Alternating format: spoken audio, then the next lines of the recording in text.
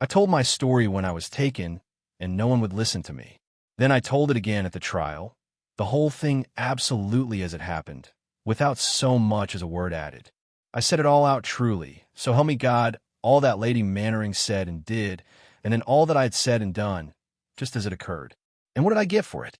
The prisoner put forward a rambling and inconsequential statement, incredible in its details and unsupported by any shred of corroborative evidence. That was what one of the London papers said, and others let it pass as if I had made no defense at all. And yet, with my own eyes, I saw Lord Mannering murdered, and I am as guiltless of it as any man on the jury that tried me. Now, sir, you are there to receive the petitions of prisoners. It all lies with you. All I ask is that you read it, just read it, and then that you make an inquiry or two about the private character of this Lady Mannering, if she still keeps the name that she had 3 years ago, when to my sorrow and ruin I came to meet her. You could use a private inquiry agent or a good lawyer, and you would soon learn enough to show you that my story is the true one. Think of the glory it would be to you to have all the papers saying that there would have been a shocking miscarriage of justice if it had not been for your perseverance and intelligence. That must be your reward, since I am a poor man and can offer you nothing. But if you don't do it, may you never lie easy in your bed again. May no night pass that you are not haunted by the thought of the man who rots in jail, because you have not done the duty which you are paid to do. But you will do it, sir, I know. Just make 1 or 2 inquiries, and you will soon find which way the wind blows. Remember, also, that the only person who profited by the crime was herself, since it changed her from an unhappy wife to a rich young widow. There's the end of the string in your hand, and you only have to follow it up and see where it leads to. Mind you, sir, I make no complaint as far as the burglary goes. I don't whine about what I have deserved, and so far I have had no more than I have deserved. Burglary it was, right enough, and my 3 years have gone to pay for it. It was shown at the trial that I had had a hand in the Merton Cross business, and did a year for that, so my story had the less attention on that account. A man with a previous conviction never gets a really fair trial. I own to the burglary, but when it comes to the murder which brought me a lifer, any judge but Sir James might have given me the gallows. Then I tell you that I had nothing to do with it, and that I am an innocent man. And now I'll take that night, the 13th of September, 1894, and I'll give you just exactly what occurred, and may God's hand strike me down if I go 1 inch over the truth. I had been at Bristol in the summer looking for work, and then I had a notion that I might get something at Portsmouth, for I was trained as a skilled mechanic. So I came tramping my way across the south of England, and doing odd jobs as I went. I was trying all I knew to keep off the cross, for I had done a year in Exeter jail, and I had had enough of visiting Queen Victoria. But it's cruel hard to get work when once the black mark is against your name, and it was all I could do to keep soul and body together. At last, after 10 days of wood cutting and stone breaking on starvation pay, I found myself near Salisbury with a couple of shillings in my pocket, and my boots and my patience clean wore out. There's an alehouse called the Willing Mind, which stands on the road between Blandford and Salisbury, and it was there, that night, I engaged a bed. I was sitting alone in the tap room, just about closing time, when the innkeeper, Allen his name was, came beside me and began yarning about the neighbors. He was a man that liked to talk and to have someone to listen to his talk. So I sat there smoking and drinking a mug of ale which he had stood me, and I took no great interest in what he said until he began to talk, as the devil would have it, about the riches of Mannering Hall. Meaning the large house on the right before I came to the village, said I, the one that stands in its own park? Exactly, said he, and I am giving all our talk so that you may know that I am telling you the truth and hiding nothing. The long, white house with the pillars, said he, at the side of the Blandford Road. Now I had looked at it as I passed, and it had crossed my mind, as such thoughts will, that it was a very easy house to get into with that great row of grand windows and glass doors. I had put the thought away from me, and now here was this landlord bringing it back with his talk about the riches within. I said nothing, but I listened, and as luck would have it, he would always come back to this one subject. He was a miser young, so you can think what he is now in his age, said he. Well, he's had some good out of his money. What good can he have had if he does not spend it, said I. Well, it bought him the prettiest wife in England, and that was some good that he got out of it. She thought she would have the spending of it, but she knows the difference now. Who was she then? I asked, just for the sake of something to say. She was nobody at all until the old lord made her his lady, said he. She came from up London way, and some said that she had been on stage there, but nobody knew. The old lord was away for a year, and when he came home, he brought a young wife back with him. There she has been ever since. Stevens, the butler, did tell me once that she was the light of the house when first she came, but what with her husband's mean and aggravatin way, and what with her loneliness, for he hates to see a visitor within his doors, and what with his bitter words, for his a tongue like a hornet's sting, her life all went out of her, and she became a white, silent creature, moping about the country lanes. Some say that she loved another man, and that it was just the riches of the old lord which tempted her to be false to her lover, and that now she is eating her heart out because she has lost the one without being any nearer to the other, for she might be the poorest woman in the parish for all the money that she has the handling of. Well, sir, you can imagine that it did not interest me very much to hear about the quarrels between a lord and a lady. What did it matter to me if she hated the sound of his voice, or if he put every indignity upon her in the hope of breaking her spirit, and spoke to her as he would never have dared to speak to one of his servants? The landlord told me of these things, and of many more like them, but they passed out of my mind, for they were no concern of mine. But what I did want to hear was the form in which Lord Mannering kept his riches.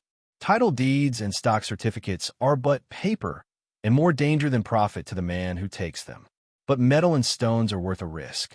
And then, as if he were answering my very thoughts, the landlord told me of Lord Mannering's great collection of gold medals, that it was the most valuable in the world, and that it was reckoned that if they were put into a sack, the strongest man in the parish would not be able to raise them. Then his wife called him, and he and I went to our beds. I am not arguing to make out a case for myself, but I beg you, sir, to bear all the facts in your mind, and to ask yourself whether a man could be more sorely tempted than I was. I make bold to say that there are few who could have held out against it. There I lay on my bed that night, a desperate man without hope or work, and with my last shilling in my pocket. I had tried to be honest, and honest folk had turned their backs upon me. They taunted me for theft, and yet they pushed me towards it. I was caught in the stream and could not get out. And then it was such a chance. The great house all lined with windows, the golden medals which could so easily be melted down. It was like putting a loaf before a starving man and expecting him not to eat it.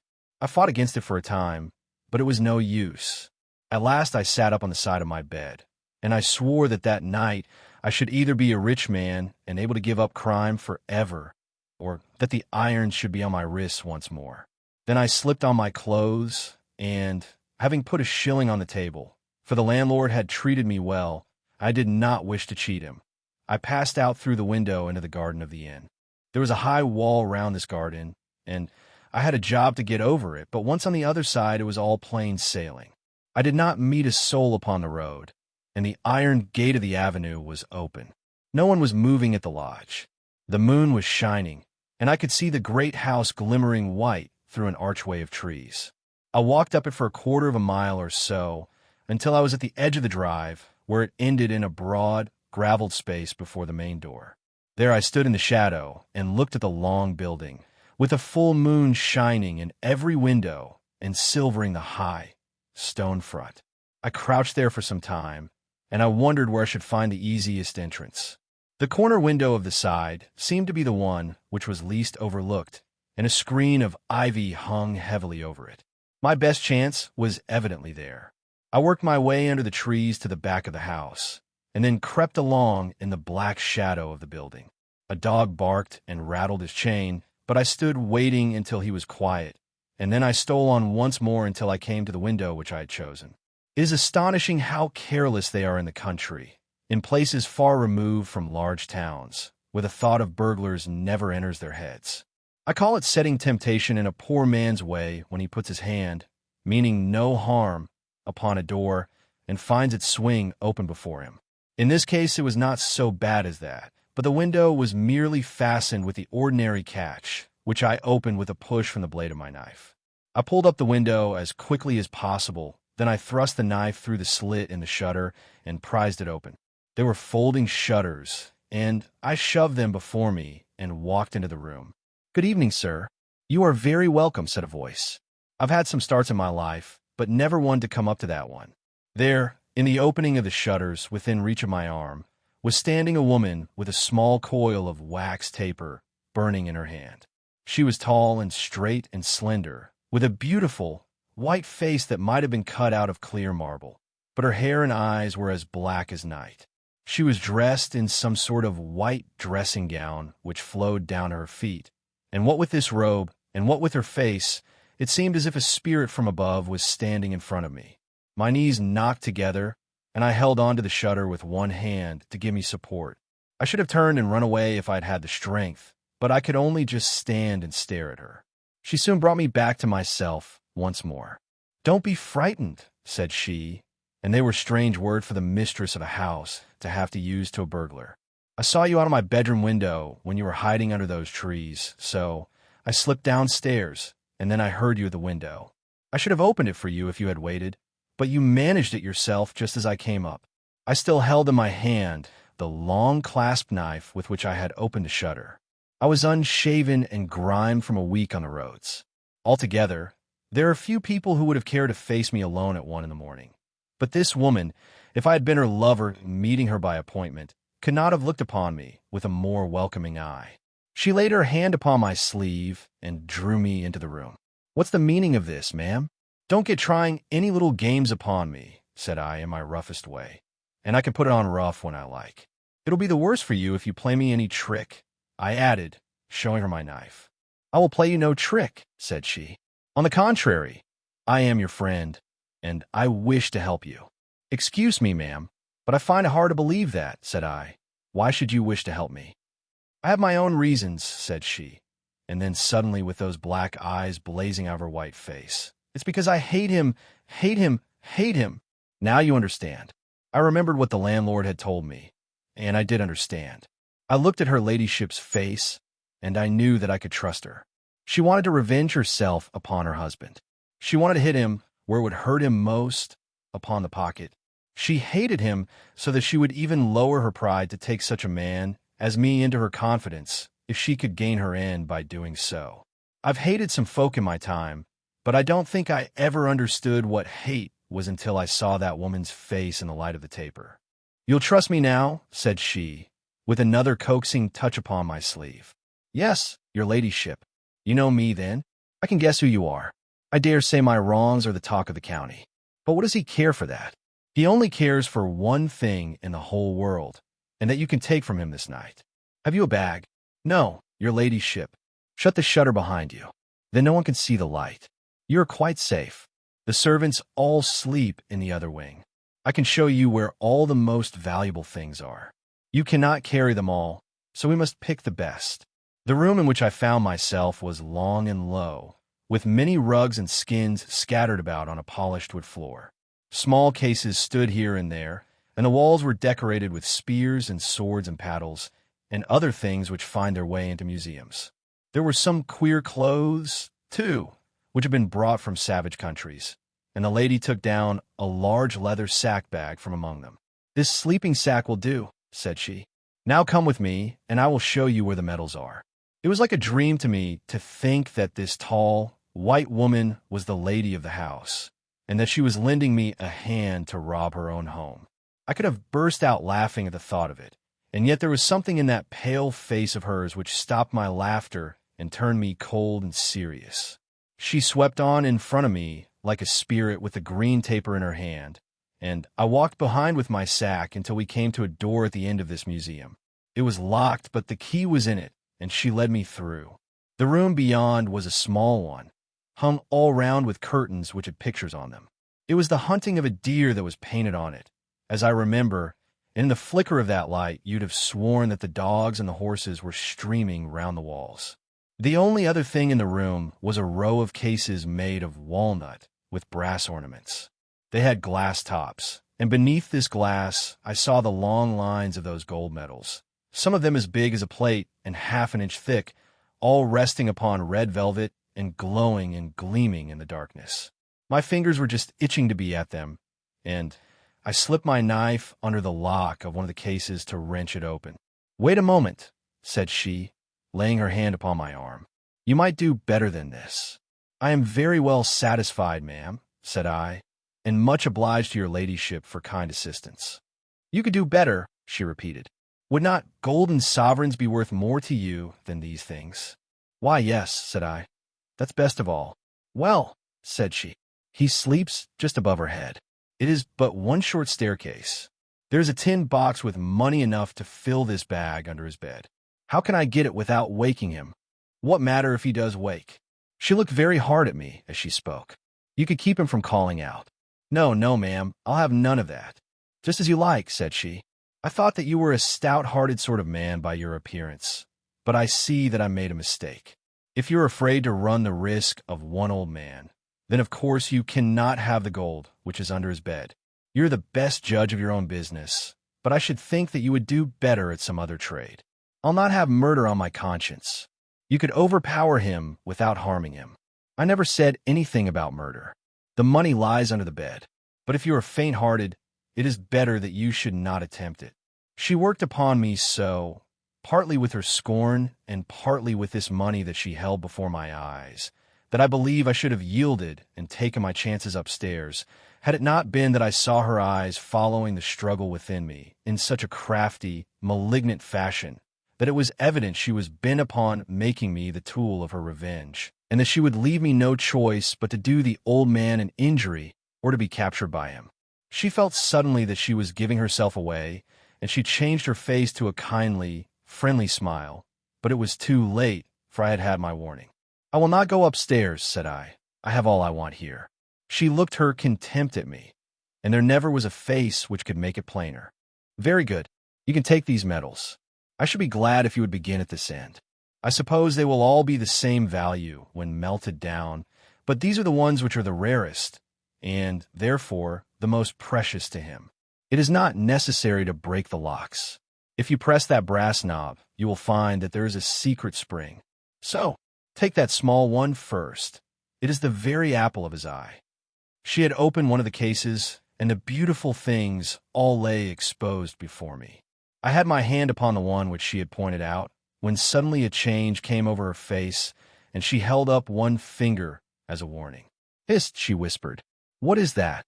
Far away in the silence of the house we heard a low, dragging, shuffling sound and the distant tread of feet. She closed and fastened the case in an instant. "It's my husband," she whispered. "All right, don't be alarmed. I'll arrange it. Here, quick, behind the tapestry." She pushed me behind the painted curtains upon the wall, my empty leather bag still in my hand. Then she took her taper and walked quickly into the room from which we had come. From where I stood, I could see her through the open door. "Is that you, Robert?" she cried. The light of a candle shone through the door of the museum, and the shuffling steps came nearer and nearer. Then I saw a face in the doorway, a great, heavy face, all lines and creases, with a huge, curving nose and a pair of gold glasses fixed across it. He had to throw his head back to see through the glasses, and that great nose thrust out in front of him like the beak of some sort of fowl.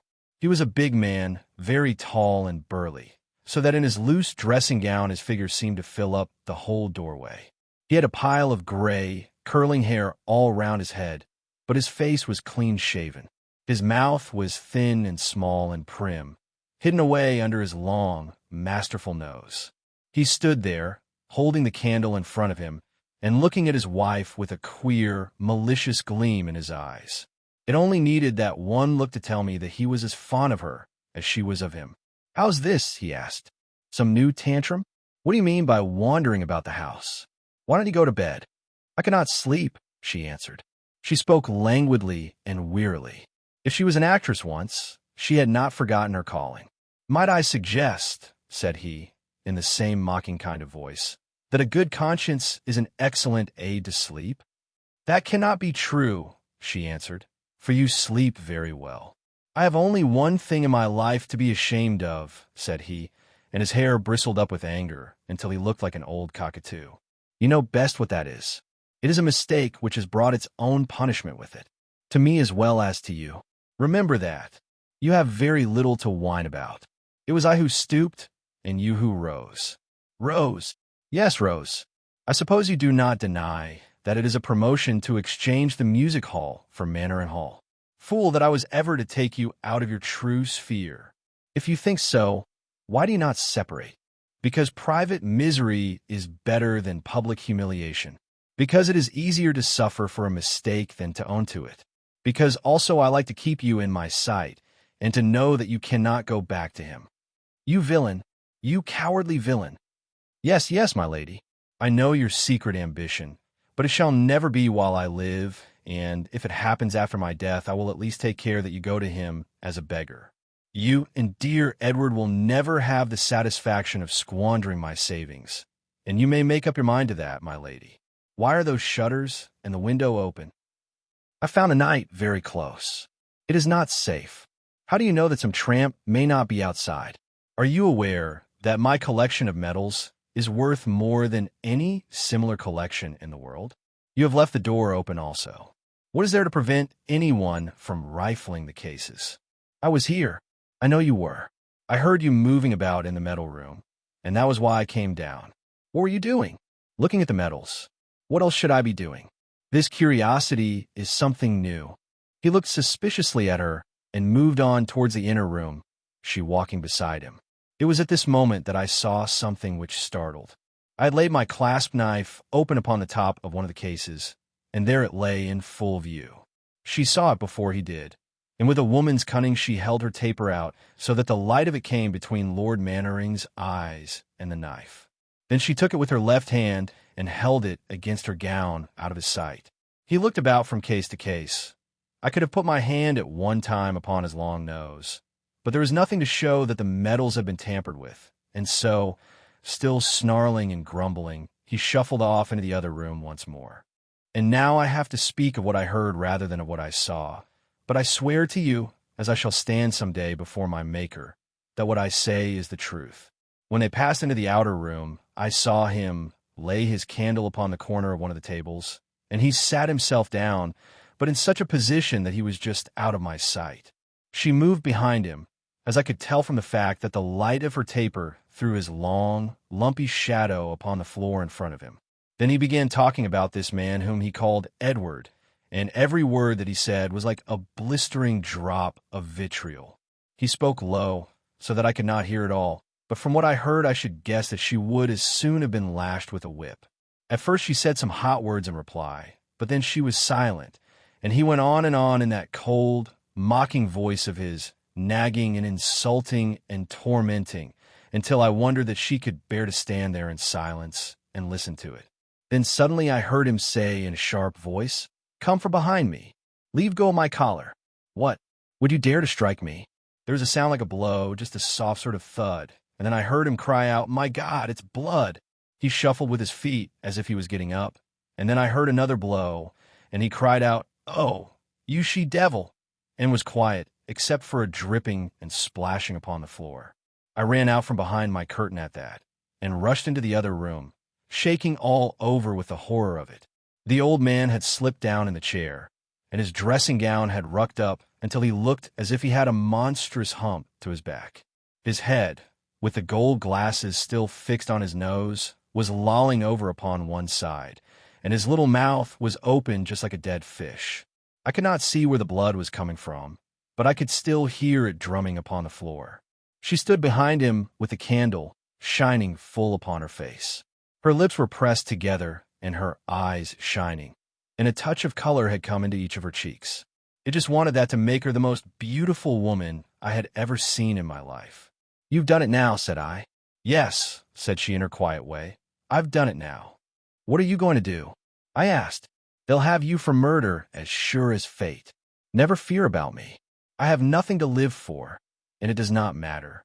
Give me a hand to set him straight in the chair. It is horrible to see him like this."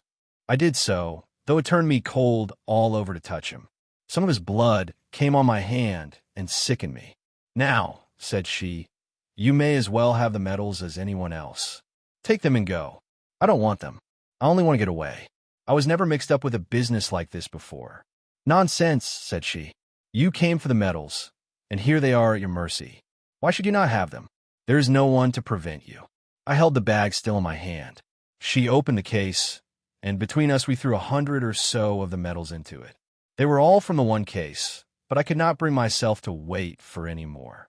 Then I made for the window, for the very air of this house seemed to poison me after what I had seen and heard. As I looked back, I saw her standing there, tall and graceful, with a light in her hand, just as I had seen her first. She waved goodbye, and I waved back at her and sprang out into the gravel drive. I thank God that I can lay my hand upon my heart and say that I have never done a murder, but perhaps it would be different if I had been able to read that woman's mind and thoughts. There might have been 2 bodies in the room instead of 1 if I could have seen behind that last smile of hers. But I thought of nothing but of getting safely away, and it never entered my head how she might be fixing the rope round my neck.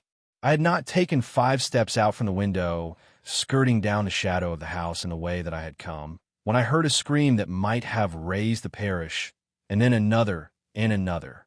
"Murder!" she cried. "Murder! Murder! Help!" And her voice rang out in the quiet of the night time and sounded over the whole countryside. It went through my head, that dreadful cry.